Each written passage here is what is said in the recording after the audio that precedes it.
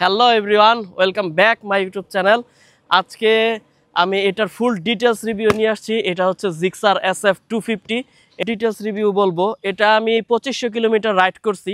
আগে একটা short review আমি দিছিলাম, কিন্তু ওটা আসলে প্রপার রিভিউ হয় না একটা বাইক চালানো ছাড়া। তো আজকে আপনারা জানতে পারবেন যে এই বাইকের সব দিক, ভালো দিক, খারাপ দিক, আর এই বাইকটা কেমন আপনাদের নেওয়া উচিত হবে কি না। আর 2500 কিলোমিটার কমপ্লিট হয়ে গেছে আমার এই বাইকের, আমি নিজেই মালিক, তাই আমি খুব ভালোভাবে বলতে পারবো যে এই বাইকের কি আসল বিষয়, আর এই বাইকটা কি এখন বর্তমান সময়ে নেওয়া ঠিক হবে কি ঠিক হবে না।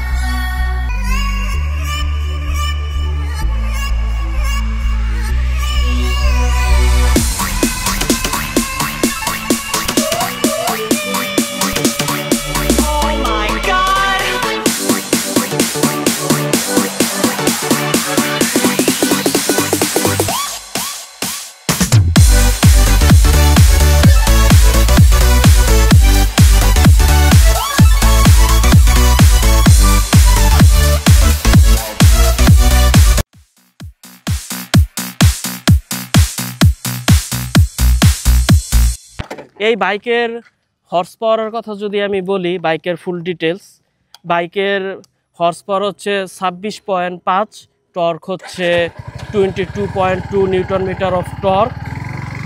আর বাইকের ফ্রন্ট টায়ার হচ্ছে 110 সেকশনের, আর পিছনে হচ্ছে 150 সেকশনের টায়ার। সামনে ডিস্ক ইউজ করা হয়েছে 300 mm এর, পিছনে হচ্ছে 220 mm এর ডিস্ক, যেটা বাইকের ব্রেকিং খুবই ভালো করে তুলছে, খুবই ভালো করে তুলছে ব্রেকিং। সামনের থেকে পিছনের ব্রেকের বাইটটা একটু কম, কিন্তু এইসব বাইকের পিছনের বাইটটা একটু কমই থাকে, আর সামনে বাইকটা খুবই চমৎকার ভালো।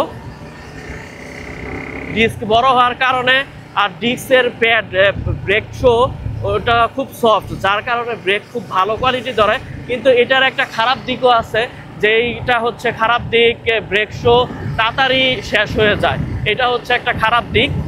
এর কথা আমি আরেকটা বলে দেই, এটাকে আমরা অনেকে কমিউটার বাইক বলি, অনেকে স্পোর্টস বাইক বলি, কিন্তু সত্য কথা যেটা হচ্ছে এটা কমিউটার বাইকও না আর এটা স্পোর্টস বাইকও না। এটা এটা কিন্তু এক স্পোর্টস বাইক না, এটা হচ্ছে একটা touring bike, touring sports bike. আর সুজুকি নিজেও এটা যখন লঞ্চ করছে, সুজুকি নিজেও এটাকে মার্কেটিং করছে ট্যুরিং স্পোর্টস বাইক বলেই। কিন্তু ট্যুরিং স্পোর্টস বাইক হওয়া সত্ত্বেও এটার পাওয়ার, চমৎকার পাওয়ার। আমি এটা টপ স্পিড যখন টেস্ট করছি, টপ স্পিড ভিডিও আমি চ্যানেলে দিছি, আমি ডিসক্রিপশনে অ্যাড করে দেব টপ স্পিড ভিডিও। আমি এটা একদম ইজিলি 28 থেকে 30 সেকেন্ডের মধ্যে প্রেসার ছাড়া 150 টাচ করছি। 150, 154 হচ্ছে এটার লিমিট। তো আর চার আমি রিক্স নেই নাই, 300 ফিটের মতো রাস্তা, 300 ফিটের মধ্যে আমি আবার প্রো রাইডার না। বাইকের লিন অ্যাঙ্গেল খুবই সুন্দর, খুব ভালোভাবে লিন করা যায়, চমৎকার লিন হয় বাইকটা। আমি যদি লিন দেখাই, যে কোনো সময় লিন করা যাইতে পারে, আর বাইকটা খুব এইভাবে কাটতে পারবেন আপনারা। হাই স্পিডেও কাটা সম্ভব, 105-10 স্পিডেও এই বাইকটা যদি হুট করে রাস্তার মধ্যে কোনো গর্ত চলে আসে, তাহলে আপনারা বাইকটাকে খুব ইজিলি এইভাবে কেটে গর্তটা, ওই ফাঁকাটা পার করতে পারবেন, যেটা আমার কাছে খুবই ভালো লাগছে এই বাইকের মধ্যে। আর এই বাইকের যে টায়ারটা, দুইটাই হচ্ছে রেডিয়াল টায়ার আর খুবই সফট টায়ার, যার কারণে একদম রোডের সাথে আটকা থাকে। আর টায়ার পাস হওয়ার কারণে, আর সামনে পিছনে দুইটাই ফ্ল্যাট টায়ার ইউজ করা হয়েছে, ফ্ল্যাট টায়ার ইউজ করার কারণে একদম রোডের সাথে লেগে থাকে, যার কারণে আপনারা বাইক রাইড করার সময় খুব ভালো একটা কনফিডেন্স পাবেন। মধ্যে যে বিভিন্ন গর্তগুলো আসতেছে, এই যে আমি 104 স্পিডে দেখেন সুন্দর মতো আমি কাট দিতেছি, কন্ট্রোলিং অসাধারণ। R15 এর পরে আমার যদি কোনো বাইকের কন্ট্রোলিং এত পরিমাণ ভালো লাগছে, তাহলে সেটা এই জিক্সার 250। আমি 150ও রাইড করছি, কিন্তু 150-র মধ্যে আমি এই ফিলটা এরকম পাই নাই। এখন কেন পাই নাই আমি জানি না, হয়তো এটার ওজন বেশি।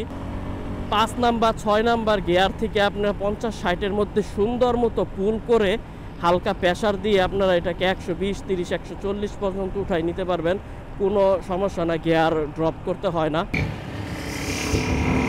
আর বাইকের কিছু, আমি তো সব ভালো দিকই বললাম, সব কিন্তু ভালো দিক নাই এই বাইকের, কিছু কিছু খারাপ দিকও আছে। তো প্রথম অবস্থায় বাইকের প্রাইস ছিল হচ্ছে 4,50,000 টাকা। তো সবাই আশা করছিল 20,000 টাকা কম হলে পারফেক্ট প্রাইস হইতো। তো আমি যখন কিনছি আমি 4,50,000 দিয়েই কিনতে হয়েছে আমার বাইকটা। আর এখন বর্তমানে এই বাইকের প্রাইস হচ্ছে 4,30,000 টাকা, মানে 20,000 টাকা কমছে। তাই প্রাইস হিসাবে আপনারা এখন কিনতে পারবেন। এই বাইকের আরও ডিটেলস যদি বলি, এই বাইকের মধ্যে কোনো লিকুইড কুল ইঞ্জিন ইউজ করা হয় নাই, এটাতে একটা অয়েল কুল ইঞ্জিন ইউজ করা হয়েছে। আর এই অয়েল কুল ইঞ্জিন খুবই ভালো কাজ করে। এটার যে রেডিয়েটারের সাইজটা অনেক বড়, অনেক বড় রেডিয়েটারের সাইজ। এটা এঙ্গেল করে দেওয়া হয়েছে রেডিয়েটারটা, এটা পাতাইলা করে জায়গা নেয় নাই, তাই এটাকে এঙ্গেল করে দেওয়া হয়েছে। তাই এটা, আর রেডিয়েটারের মধ্যে অনেক বড় একটা ফ্যান লাগানো আছে, যেই ফ্যান যদি আমরা, এই ফ্যান এটা নর্মালি চালু হয় না, এই ফ্যান চালু হয় আমরা যদি জ্যামে দাঁড়ায় থাকি বা বাতাস না লাগে রেডিয়েটারে, তখন এই ফ্যানটা চালু হয়। কিন্তু এই ফ্যান চালু হওয়ার একটা খারাপ দিক আমি আপনাদেরকে বলে দিই। এটার খারাপ দিক হচ্ছে সেটা, আমরা যখন রেডিয়েটারের ফ্যানটা চালু হয় আর যখন জ্যামে থাকি, তখন রেডিয়েটারের ফ্যানটা এটা হচ্ছে অনেক বড়। আর ব্লোয়ার মেশিন যে দেখছেন আপনারা, ব্লোয়ার মেশিনের মতোই এটা এঙ্গেল করে বাতাসটা নিচের দিকে ছাড়ে। তো বাতাসটা যখন নিচের দিকে ছাড়ে, তখন এই বাতাসটা এঙ্গেলভাবে আসে। বাম পায়ের সাইডে হচ্ছে রেডিয়েটার, আর বাতাসটা সোজা যায় ডাইন পাতে হিট করে, মানে পা গরম লাগে ডান পাতে। এটা হচ্ছে একটা খারাপ দিক। আর বাতাসটা মোটামুটি ভালো পরিমাণ গরম, কিন্তু ভালো কথা হচ্ছে ফ্যানটা খুব বেশিক্ষণ চলে না, 1.5-2 মিনিটের মধ্যে ফ্যানটা চলে আবার ওইটা থাইমা যায়। এটা হচ্ছে একটা ভালো দিক।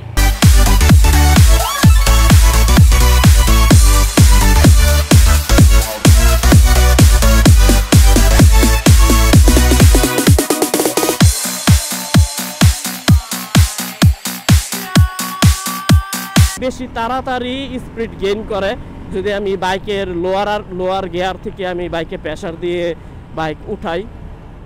যেমন আমি এখন 5-এ দিলাম, 4-এ দিলাম, 3-এ দিলাম, এখনই আমি দেখাচ্ছি। এ দেখেন,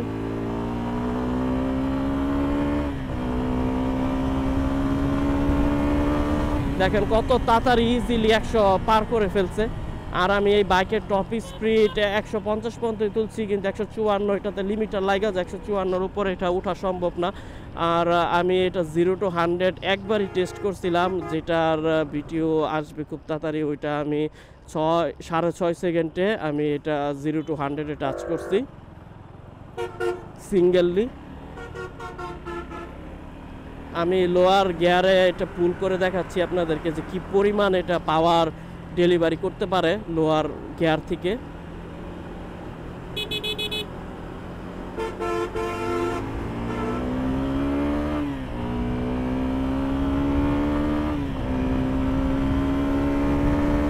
সাথে আবার আমার পিলিয়ন আছে, এরপরেও ইজিলি 120 টাচ করে ফেলছে।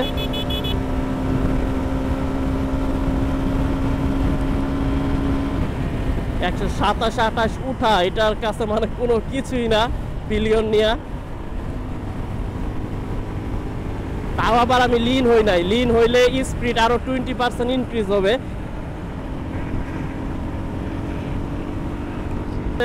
আরেকটা কথা আমি বলি, 5 নাম্বার গিয়ারে যদি আমি এটা টাচ করি, মানে 5 নাম্বার গিয়ারে আমি যদি পুল করি 6 নাম্বার গিয়ার না ফালায়, তাহলে এটা খুব ইজিলি, এখন যেমন 27-28 ওঠার পরে একটু স্লো হইতেছে, 5 নাম্বার গিয়ারে আমি যখন এটা পুল করি তখন খুব ইজিলি 134 টাচ করে, খুব ইজিলি, একটু স্লো হয় না। এরপরে 6 নাম্বার গিয়ার দেওয়ার পর একটু লিন হওয়ার পরে খুব ইজিলি 150 টাচ করে যায়, কোনো স্লো হয় না। 150 সিসির অনেক বাইক আছে যেগুলো 160 উঠে, যেমন আমাকে কয়েকজন কমেন্ট করে যে R15 বা অন্যান্য বাইক GSX-R ওগুলো তো 160 উঠা যায়, কিন্তু ওগুলো আপনারা যদি লক্ষ্য করেন দেখতে পারবেন 130-35-এর পরে খুব স্লো ওঠে, যেমন 35-36, 37, 37, 38, পরে 37, 38, 39, মানে পিছনে যায় আবার সামনে আগায়। কিন্তু এটা এরকম করে না, এটা একদম আগায় যায়, আবার স্টপও থাকে না, আগাই যায়, আগাই যাইতে থাকে। তো এই বাইকের ভালো দিক তো আমি অনেক বলছি, বাইক কেনার পর থেকে আমি সবসময় ভালো দিকই বলতে আছি। বাইকের কিন্তু শুধু ভালো দিক নাই, বাইকের খারাপ দিকও আছে। তো বাইকের সবচেয়ে বড় খারাপ দিক হচ্ছে এই বাইকের মাইলেজ। এই বাইকের মাইলেজ আমি যেটা সত্য কথা সেটাই বলবো, মিথ্যা কথা বলবো না। হাইওয়েতে আমি বাইকের মাইলেজ 30-এর উপরে পাই, 30-32-এর মধ্যে পাই, এর উপরে আমি কোনো সময় আজ পর্যন্ত পাই নাই। 2500 কিলোমিটার হয়েছে। আর আমি যখন সিটিতে বা এলাকাতে অলিগলিতে ঘোরাঘুরি করি, তখন সত্য কথা বিশ্বাস আপনারা করেন আর না করেন, আমি 20 মাইলেজ পাই, মাঠে মাঝে মাঝে 18, 19, 20 নাইমা যায়। 20 রেগুলার পাই, 20-এর উপরে পাই না আমি অলিগলিতে ঘোরাঘুরি করলে। আর হাই রেভিং করলে, যদি একদম হাই রেভিং করেন অল টাইম, মানে সব গিয়ারে পুল করেন, তখনও আপনারা এই 18, 19, 20 মাইলেজ পাবেন। আর জেন্টেলি যদি রাইড করেন, যে 80, 90, হাইওয়েতে ক্লাচ ধরা লাগবে না, ব্রেক ধরা লাগবে না, তখন আপনারা 30 পাবেন। 30-এর উপরে পাওয়া একটু টাফ। খুবই মেনটেন করে যদি আপনারা বাইক চালান, তখন আপনারা হয়তো বা 32 পাইতে পারেন, কিন্তু এটা না পাওয়ার সম্ভাবনাই বেশি। আর আরেকটা খারাপ দিক হচ্ছে এই বাইকের ডিস্ক। এই বাইকের ডিস্কের যে প্যাড আছে, ব্রেক প্যাড, এই ব্রেক প্যাড খুব তাড়াতাড়ি শেষ হয়ে গেছে আমার। আর আমি সার্ভিস সেন্টারে তখন যোগাযোগ করলাম, বললাম যে কেন শেষ হয়েছে। তারা বলল এটার ব্রেক প্যাডটা খুব সফট, আর আমি একটু বেশি ধরছি আর বৃষ্টির সময় বেশি চালাইছি, যার কারণে ব্রেক বেশি শেষ হয়েছে। কিন্তু তারা বলছে নর্মালি এটা সফট হওয়ার কারণে এটা অন্যান্য বাইকের তুলনায় একটু বেশি তাড়াতাড়ি শেষ হয়, যেটা আমার কাছে একটা ডাউনফল লাগছে। অন্যান্য বাইক 6-7 হাজার 8 হাজার কিলোমিটারও যায় একটা ব্রেক প্যাড দিয়ে, কিন্তু আপনারা এটা খুব ভালোভাবে মেনটেন করে চালাইলেও আপনারা এটা 4000-এর উপরে চালাতে পারবেন না। আমার 2500-র মধ্যেই শেষ হয়ে গেছে, হয়তো বা 50 বা 100 কিলোমিটার যাবে বড় জোর। কিন্তু পিছনের ডিস্ক এখনও আছে, পিছনের ডিস্ক নিয়ে কোনো প্রবলেম নাই, পিছনের ডিস্কের বাইকটা একটু কম। আর বাইকে আমি কেনার পরে 2-একটা প্রবলেম ছিল, যেহেতু সিকেডি বাইক, আপনারা যারা সিকেডি বাইক কিনবেন আপনাদের সবার না, কিন্তু 2-1 জনের প্রবলেম হতে পারে। আমার হ্যান্ডেল বাবলের প্রবলেম ছিল, হ্যান্ডেল এরকম করতো যখন আমি বাইকটা নিছি 70-এর উপরে উঠলে। কিন্তু এখন এটা সলভ হয়েছে, সুজুকি আমাকে অনেক সাপোর্ট দিছে বন্ধুরা। আমি সুজুকির কাছে এটা একদমই আশা করি নাই যে সুজুকি আমাকে এই পরিমাণ সাপোর্ট দিবে। তারা আমাকে আমি যে গতবার গেলাম, তখন তারা আমাকে এই রিম, টায়ার, ডিস্ক এইটা পুরো সেট চেঞ্জ করে দিছে, যার কারণে আমার এই বাইকের হ্যান্ডেল প্রবলেম সলভ হয়ে গেছে। এটা আমি সত্যি আল্লাহর কাছে অনেক শুকরিয়া আদায় করছি, যাতে ওরা আমার এটা ঠিক করে দেয়। কারণ 3 মাস হয়েছে বাইক কিনছি, ওরা কোনো সমাধান দেয় না, এরপরে তারা এটা চেঞ্জ করে দিয়ে হইলেও সমাধান করছে। এছাড়া বাইকের ফিটিংয়ের মধ্যে একটু প্রবলেম আছে, যেহেতু সিকেডি বাইক, অনেক জায়গায় হালকা হালকা ফাঁকা আছে, অনেক জায়গায় আবার ঠিক আছে। এটা বেশিরভাগ আমি জিক্সার 250-তে দেখছি, যেহেতু তারা সিকেডি করছে, বেশিরভাগ জায়গায় হালকা হালকা গ্যাপ কম বেশি আছে, যেটা আমার কাছে একটা প্রবলেম মনে হয়েছে। এছাড়া বাইকের লাইটের কথা যদি বলি, বাইকের লাইট অসাধারণ ভালো, অনেক আলো বাইকের লাইট। কিন্তু আরটিআর 4বির মতো কিন্তু বাইকের লাইটের আলো না। আমি আরটিআর 4বি যখন চালাইছি, ওইটার লাইটের আলো এটার থেকে বেশি ছিল, আর F250 লাইটের আলো এটার থেকে বেশি। কিন্তু এটার লাইট যেতটুকু আছে, আপনারা ফ্রগ লাইট ছাড়া ট্যুর দিতে পারবেন, সমস্যা নাই, আর চাইলে লাগাও নিতে পারেন। আর এটার সাসপেনশন খুব হার্ড, সামনের সাসপেনশন, পিছের সাসপেনশন খুবই হার্ড। আর হার্ড হওয়ার কারণ হচ্ছে এটা যাতে স্টেবল থাকে, আমরা কর্নারিংয়ে খুবই স্টেবল পাই হার্ড হওয়ার কারণে। সাসপেনশন সামনেরটা খুবই মোটা, 41 সেকশনের সাসপেনশন দেওয়া হয়েছে সামনে। আর পিছনের সাসপেনশন মনোশক 7 টাইপের অ্যাডজাস্টেবল হচ্ছে পিছনেরটা, এটাও খুব হার্ড, কিন্তু খুব ভালো ফিডব্যাক দেয় কর্নারিংয়ের সময়, ব্রেকিংয়ের সময়। আর এটার ইঞ্জিন যদি আপনারা দেখেন, ইঞ্জিন অনেকটা, এটা একটা লিকুইড কুলিং টাইপ ইঞ্জিন, এটার মধ্যে কোনো ফিন্স দেওয়া নাই। আর এই ফিন্স না দেওয়ার কারণে এটা অনেকটা লিকুইড কুলিংয়ের মতো কাজ করে। এটা হচ্ছে অয়েল কুলিং ইঞ্জিন, কিন্তু তাও লিকুইড কুলিংয়ের মতো কাজ করে, কারণ অয়েল কুলিং হোক আর এয়ার কুলিং হোক, ওগুলোর মধ্যে এয়ার যাওয়ার জন্য ফিন্স থাকে, কিন্তু এটাতে কোনো ফিন্স নাই, তাই এটা ওরকমভাবে কাজ করে। আর অয়েল কুলিং খুবই ভালোভাবে কাজ করে, ইঞ্জিন ওভারহিট হতেই দেয় না। আমি এখন প্রায় 60-65 কিলোমিটার রাইড করছি টানা, কিন্তু এই 60-65 কিলোমিটার রাইডের মধ্যে একবারও ইঞ্জিন ওভারহিট হয় নাই। আর এটার মধ্যে 6টা গিয়ার ইউজ করা হয়েছে, স্লিপার ক্লাস নাই। আর আরেকটা শেষ আমি যেটা বলবো, যেটা এই বাইকের ডাউনফল, সেটা হচ্ছে এই বাইকের ক্লাস অনেকটাই টাইট, চালাইতে চালাইতে অ্যাডজাস্ট হয়ে যাবেন আপনারা, কিন্তু বাইকের ক্লাস টাইট অন্যান্য বাইকের সাথে যদি তুলনা করেন, আর গিয়ারটা টাইট, গিয়ারটা খ্যাটখেট খ্যাটখেট করে পড়ে, এটাও অ্যাডজাস্ট হয়ে যাবে, খুব একটা বেশি খারাপ লাগবে না, অনেকটাই সফট হয়। কিন্তু এই কয়েকটা প্রবলেম আছে, এছাড়া আমি এখন পর্যন্ত কোনো প্রবলেমে এখন আমি এই বাইকের দেখি নাই। পাওয়ারের কথা যদি আমাকে জিজ্ঞাসা করেন, অসাধারণ পাওয়ার, আপনারা 150 ইজিলি উঠাইতে পারবেন। যে কোনো বাইককে 140 পর্যন্ত আপনারা খাইয়া দিতে পারবেন, 140-50-এর পরে আপনারা খাইতে পারবে তারা, অনেক লং রুট লাগবে। এছাড়া 140-50 পর্যন্ত কোনো বাইক নাই এটাকে ধরতে পারবে। সিএফ মোটো 300 এছাড়াও 140 পর্যন্ত এটাকে ধরতে পারবে না, আমি এটা গ্যারান্টি দিয়ে বলতেছি। কিন্তু সিএফ মোটো 300 এছাড়াও অনেক পাওয়ারফুল। আর মোড R15 আছে, ওরাও ওইটার কাছাকাছি সাথে সাথে থাকবে, কারণ ওইটা মোড করার পর অনেক পাওয়ার জেনারেট করে। বাইক ভালো, মোটামুটি এই প্রাইসের মধ্যে আপনারা কিনতে পারেন। 4,30,000 টাকা, আবার কমও হয় না। কিন্তু অন্যান্য বাইকের সাথে যদি তুলনা করেন, R15-এর সাথে তুলনা করেন, MT-50-র সাথে তুলনা করেন, ওগুলো প্রাইস 5-এর উপরে, 6-এর উপরে, 7-এর উপরেও R15 ইন্দো B4M। তাই পাওয়ার যদি আপনারা চান, R15-এর মতো ফিল পাইতে চান, R15-এর বেশি পাওয়ার, ভালো ব্রেকিং পাইতে চান, তাহলে 4,30,000 টাকা দিয়ে পারফেক্ট একটা বাইক। প্রাইস হিসাবে বাইক ভালো, আর এতটুকুই, খারাপ না, ভালোই মোটামুটি চলতেছে, চালাইতেছি। দেখি সামনে কোনো প্রবলেম হলে অবশ্যই জানাবো আপনাদেরকে। মোটামুটি ভালো, ডিস্ক অনেক বড় 300 mm এর ডিস্ক। আর আমার সবচেয়ে বেশি পছন্দ হয় বাইকের টায়ার আর রিমগুলো খুবই চওড়া, সামনে পিছনে দুইটা রিমই চওড়া, টায়ার অনেক চওড়া, যার কারণে বাইকটা খুবই স্টেবল থাকে, রাস্তার সাথে একদম লেগে থাকে। তো আমি সব বললাম, তো ভিডিও আজকে এখানে এন্ড করতেছি বন্ধুরা।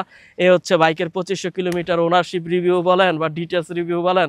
আপনাদের বাইক যদি কিনতে চান, বাইক ভালো, আপনারা কিনতে পারেন, নিঃসন্দেহে কিনতে পারেন। মোটামুটি এই প্রাইসের মধ্যে আর কোনো এত ভালো বাইক পাবেন না। আর এতটুকুই, আমরা ভিডিও এখানে এন্ড করতেছি। থ্যাংক ইউ বন্ধুরা।